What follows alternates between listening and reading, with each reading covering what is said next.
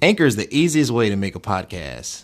It gives you everything you need in one place for free, which you can use right from your phone or computer.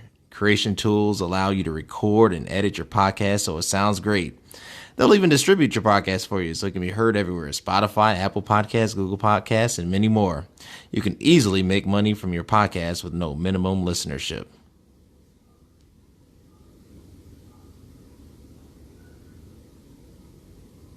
Build a sustainable business. That's how you have that longevity. If legacy is a part of your purpose, that's how you're going to sustain that, because this is how you fortify. You fortify with the plan. And, even yourself, you say with the pastor in you, well, I'm not going to say I'm like a pastor or anything like that. But it also says, in the word, it says, write your vision and make it plain. Right. So how are you going to run with that if you don't never write it out and make it a tangible substance? That's true. That's true. I mean, it has to be a tangible substance. Let me clarify, just in case my pastors listen. The preacher in me.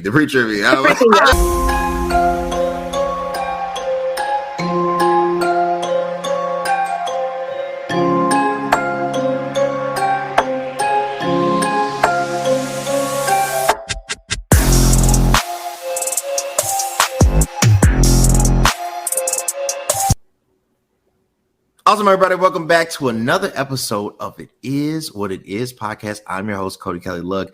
I'm super excited about this episode. This guest, reached out to her. She was amazing. She's like, yeah, I'll do it. It's going to be enlightening. I can't say enlightenment anymore for some reason. Enlightening. I've been trying to say enlightening for like the past month and I keep messing it up.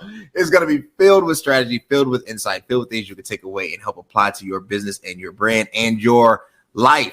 But before we go do all that, if you want to keep seeing amazing content, amazing influencers like who I have on today, you know what you got to do. Subscribe to the YouTube page, YouTube at CV space K, Instagram CVMK33, and on the business page at CVMK_global. And you know where you got to go. We have the fitness supplement line. You know how it is. Black owned, Chicago owned, local owned. Get yours today. One of the best pre-workouts on the market. Superpower got it here with me. Just amazing things, amazing supplements, amazing drip. And always on the platforms at CVMK Global. And before we do that, we have a word from our sponsors. There's a hero in all of us waiting to be unleashed. All it takes is just that one last push.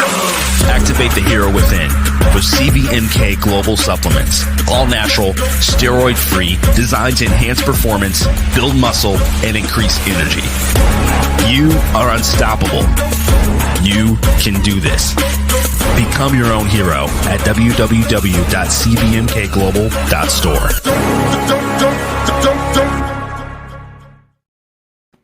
And we're back. I just like saying that. And we're back. Look, amazing guests. With that being said, Sasha, how are you doing today? I'm doing well. How are you? Doing well. Excited about this opportunity to connect and just, highlight and showcase your strategy as a business strategist and just kind of how you go about helping organizations get to the next level. It's crazy. We belong to some similar networking groups, right?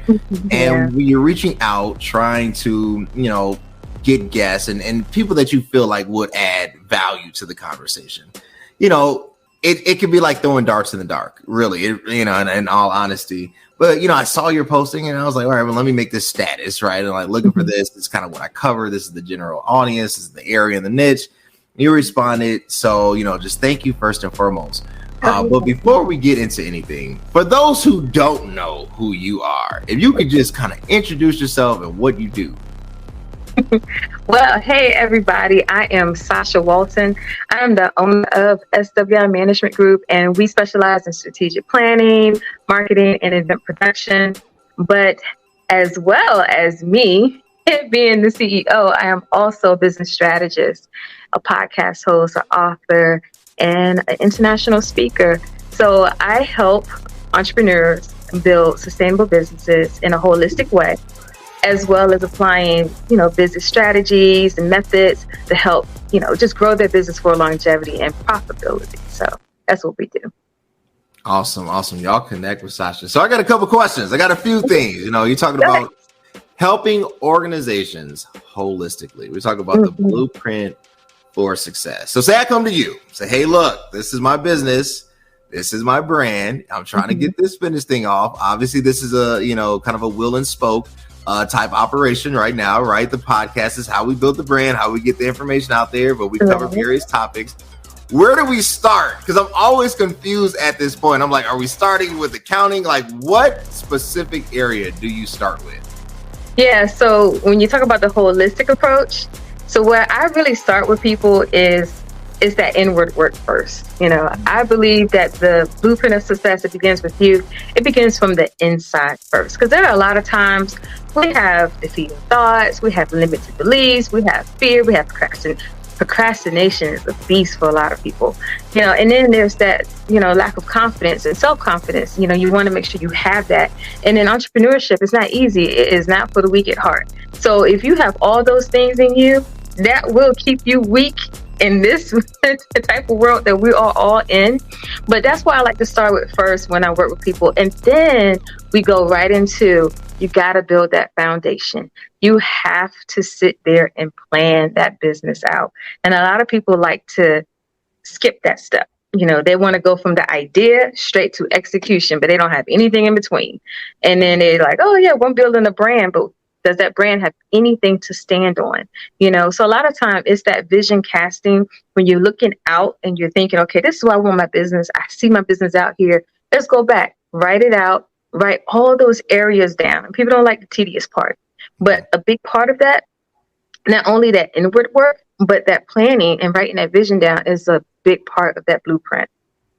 I like that. I think that's a good point of emphasis, a good place to start, right? So we talk about the inward work and then how it kind of evolves into the actual, I would say, written description of what's going on in your brain, right? Which is very hard to take conception and actually make it applicable. Right. But starting with the inner workings, I do agree. I think every entrepreneur will have moments of confidence. I don't know any, maybe I'm saying this candidly, and I just don't feel like it's authentic to always be confident that this is going to work. I think having surety that somehow it will work itself out, faith in a particular way, but not confident always about it. Not an imbecile or incompetence, right? It's not an issue, I think, in intellectual capacity. But to know, yeah, I'm fine, right? Like I think every leader will have moments of worry, right? So how do you navigate that with somebody? How they come to you and say, look. So basically, to navigate what you just said. So I wouldn't. So the confidence that I'm looking at is more so it's that belief. Believing that you could do it. Because there's times where you have people that would get started in a business, and then they're afraid of success. Their confidence level is so low and their belief level is so low. So when somebody's coming to me with that and how I navigate it, it's just like, look, let's get down to the real part. What is it that you really want to do? Yeah. If you really want to look at this goal, you want to have this purpose for your business. If your purpose is there and your purpose, I believe that your purpose is attached to your idea. So then let's go ahead and get rid of all those things. So I like to say, to replace fear, you want to put faith in that. So that's where you just, made a connection about, you want to look at it and say, you know what, hey, I have this. I'm going to go as far as I can. I'm going to put faith first and just do it, and then you have the lack of confidence. You want to replace that with belief. And that's why I tell people, you always want to make sure you take those negative things out and fill it with the positive attributes of who you are and move forward in that, because your business can only go but so far.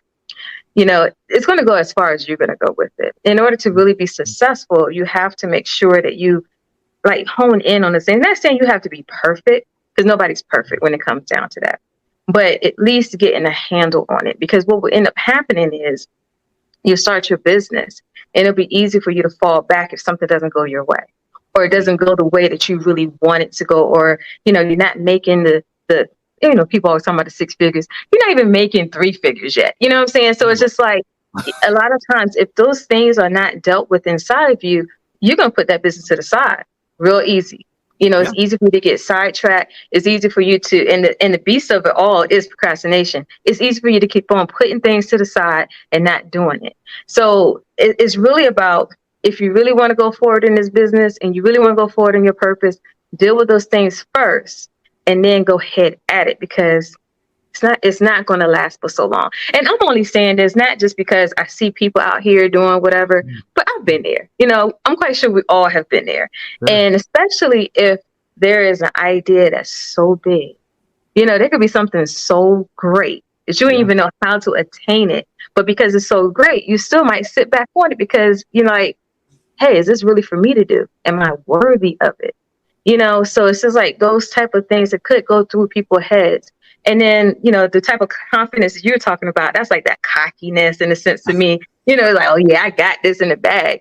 But even that can still be limiting, because if you think you have it all, then you won't outsource eventually. You won't try to get a team, then you're going to burn yourself out, but then you're still going to keep going and still burnt out. And then your family, so it's going to be a ricochet effect that takes place. So when you're really looking at that whole blueprint, and, you're looking at not just the business part of it, but just you're breathing life into that business.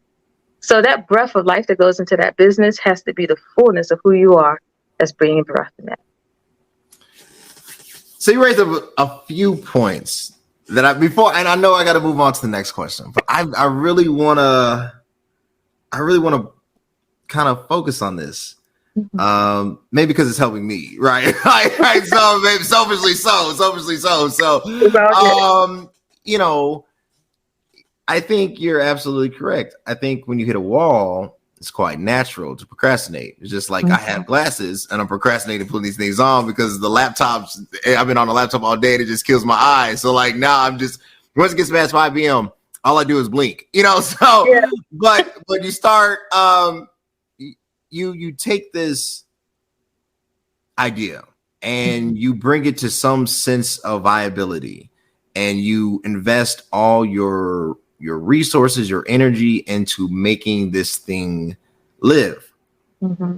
And when it doesn't develop the way that you would like, you do question yourself. Right. Was it vanity? Was I misled? Was I wrong? I think doubt, or I would say not doubt, but introspective reflection is healthy to a point. And I do mean to a point, because you start taking in consideration, like, has it reached its end? Like, can I really make this work? And even when you have the business plan and you've written out the executive summary and you have your 5-year strategy and all that, nobody tells you how the feelings are going to occur in real time. And then when you're in it, you're like, oh my gosh, like this is more than what I bargained for. It's not the responsibility. It's that it's destroying the weight of balance, right? That is so needed for everybody. So when you're dealing with your clients and it seems like they're on, I won't say edge, but they're at a turning point. They're at a fork in the road. How can you get them back on the straight path, or and the preacher and me, straight is the gate and narrow is the way? How do you get them back on that? Yeah. So what I like to do is really dig into their business. I know we talked about the inward work of it already, but I like to dig in their business and do an analysis. So especially if they're at that fork in the road and, they're there, they're burnt out, they're stuck, they are ready to pivot and shift. I like to look at what have they established so far, and then find the holes of what they need to fill. And then from there, we build a better strategy and go forward. And a lot of times I use like the analytics, like the SWOT analysis, brainstorming with them, things like that. And then I would apply that to their methods that they already have, or just tell them, look, this is not even working. I like being real with people and very transparent. And if it's something that they have that just, maybe they got into it and just never did the market research, or they just did it because, it was a hobby, or it was created out of a need and it's not really what people would want. So, if I have to, I'll tell them, hey, you need to go back to the drawing board, but let's do it like this, and actually provide the strategies for them to help build something better for them. But if they have something good, a lot of times it's just something in their methods that they're missing, and it could be in their messaging, it could be in their marketing. A lot of times people would try to build a brand without even looking at the formation of your business. And because of their operating in certain points on that scale, that they're not thinking about longevity. They're not thinking about how to retain their customers. What's up? I'm super pumped. Just got done with another workout. It's your boy, CVMK33, connected on Instagram and on the business page of CVMK_global. You know how I get through it. You know how I get that pump look. Best pre-workout on the market, www.cvmk. Retain their customers. And sometimes it could be just that, they're selling products or service and it's a one-off. What's in your strategy that can bring these people back to you, or make sure that they refer you out to somebody else? So you want to keep that continuous flow. So those are the things I like to get in with clients who are at that pivot moment and just really just tear down their structure and rebuild it. I like that. Tear down the structure and rebuild it. Okay, so the building is torn down. You've torn down, you ripped apart the CEO's life. You said, look, you're an idiot. Let me help you. Let me try this out. And you've gone through this really rigorous work and have pieced it step by step. Now you move, at least I think, right? Now you move on to the writing of it. Yeah. What is the purpose of that? To create SOPs, right? Standard operating procedures for them to go, or for them to keep? Like, what is that purpose for? Yeah, so the writing part of it is not just the SOPs, but it's actually the actual business plan itself.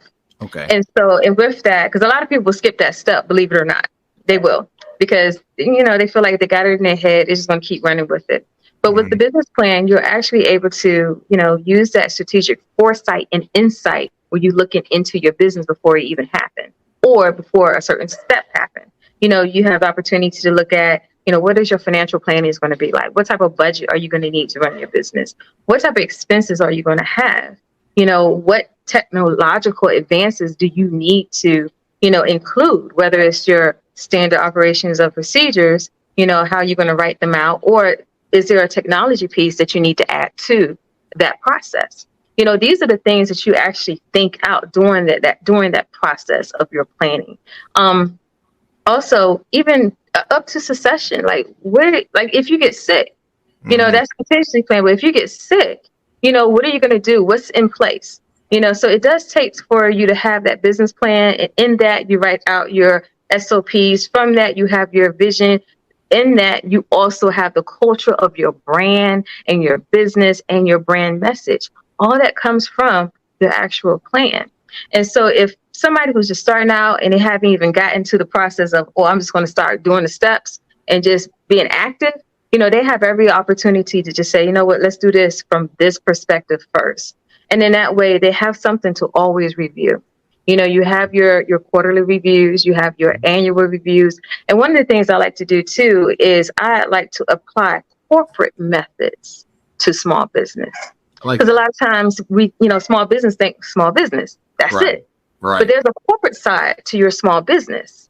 And if you think about every large corporation, every large manufacturer, they had to start where you were at as a small business. But the reason why they are where they are is because they made those projections through their planning process. And every year, every quarter, every big corporation has an annual or a quarterly business review.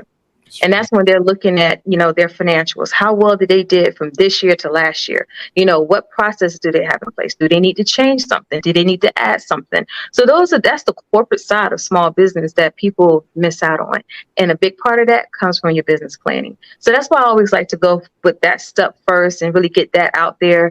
And even if they're already in business and haven't done it, they can always backtrack. I never tell anybody that, look, you didn't do it, so your business is nothing. No, let's go ahead and start from here and we can build from there. But we want to make sure that you have all these things there. So in that way, you can always have something to refer back to, and you could build upon it. And then what steps to take next, what goals to hit, instead of just, winging it or just letting it just flow out your brain, just an idea to the street. That's it, But those are the ways that you kind of build, or not even the kind of, that's how you actually build a sustainable business. That's how you have that longevity. If legacy is a part of your purpose, that's how you're going to sustain that, because this is how you fortify. You fortify with the plan. And, even yourself, you say with the pastor and well, I'm not going to say I'm like a pastor or anything like that. But it also says, in the word, it says, write your vision and make it plain. Right. So how are you going to run with that if you don't never write it out and make it a tangible substance? That's true. Yeah, that's true. I mean, it has to be a tangible substance. Let me clarify, just in case my pastors listen. The preacher in me. I'm like, they're like, what? I'm like, the preacher in me. I serve him. But so let me get myself back under control. So right. We talk about that. It seems like there would be pushback.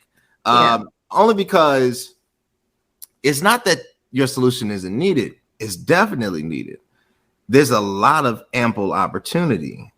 But from what I have experienced, it's hard to change even the smallest boat in the right direction. It's hard to create that persuasion that, hey, look, we're going to hit an iceberg. It doesn't matter if it's a Titanic size or if it's a little, row your boat type, vessel. It's like, unfortunately, for whatever reason, humans don't seek help until it's almost too late, or till they've hit something so challenging that they can't get over it themselves. And the only way out is to, basically humble themselves. Yeah. Why do you think is that? Like, why when people go on, LegalZoom, when they start their business, I'm assuming this is how people do it. It's probably how I did it. So I'm assuming, So go on LegalZoom and they say, all right, cool. Write the name. Cool. Nobody has that name. State I'm filing in. Cool. Give my licenses. I'm going to get the cheap package because I'm not going to get the expensive package because it's $500 more. So I'm going to get the cheap package for the stuff on payment plan. But before they do that, I feel like before that process, they should have met with you. Why don't they meet with you before that happens? Because there's a lot of chatter out there, number one. You already have people in their own selves just like, look, I don't need all that. I got it. That's that overconfidence, and there's nothing wrong with it. Hey, if that's what they think, that's what they think. And then they hear from other people, oh no, this is all you need to do. You don't need to have to do all of that. Just do this, or just go ahead and get started. Fake it while you make it type of deal. All that stuff is out there along with that person's own mindset. And, and a lot of times people they're just ready to make something happen. Like I mentioned before, sometimes people do things out of a need. A lot of businesses are created from a need. And so they're like, okay, well, I'm already doing this. Let me go ahead and make it legal and go ahead and get the name, get the filing, the LLC and all the other stuff. And then they think they got it. And then they keep going with it. And it could be successful. But sometimes it's still going to hit a point where you have to shift or pivot, just like the pandemic is a great example. You had so many businesses that closed down. You had so many businesses that opened up. So it's like the ones that closed, what could have had in their structure that didn't match the challenge that was coming or couldn't sustain?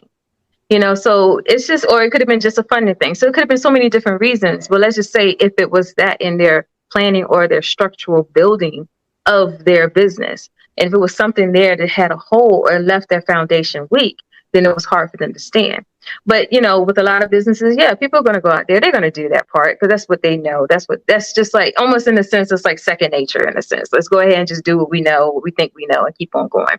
But a lot of times, also the other thing is sometimes they don't have the money. They think a business strategist or a coach is so expensive.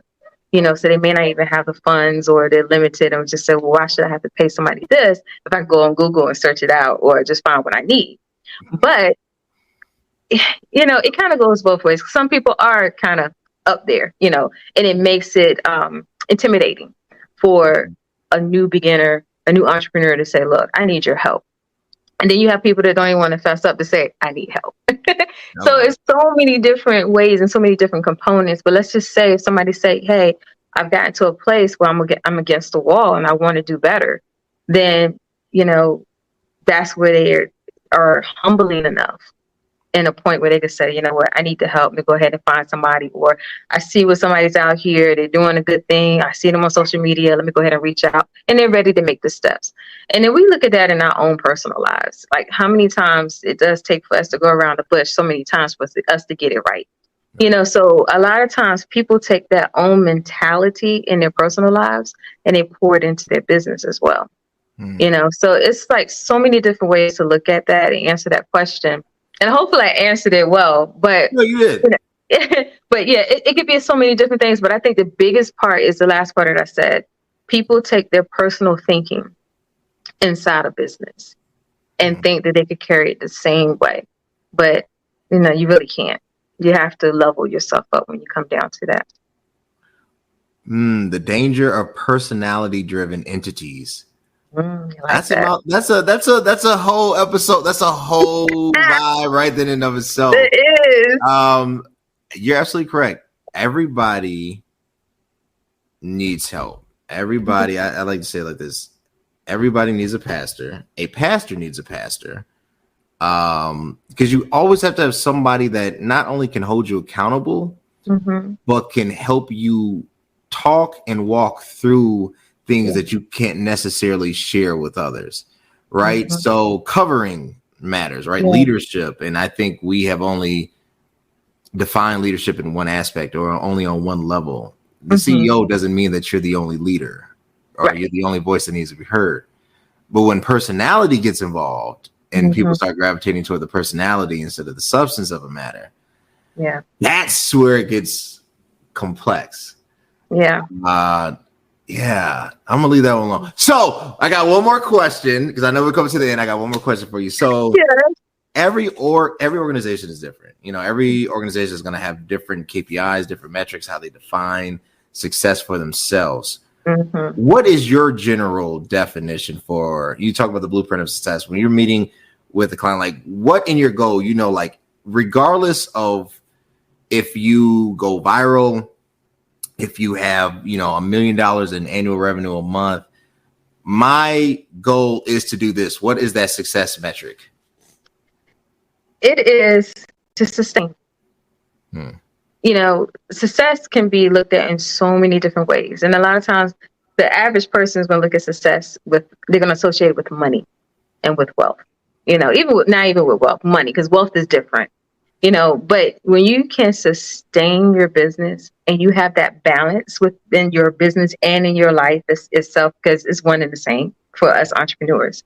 But when you have that and you are attaining those goals at the same time, and you know that there is longevity coming out of that, and you are building wealth, you're in a wealthy place when it comes to that, then to me, that is overall success.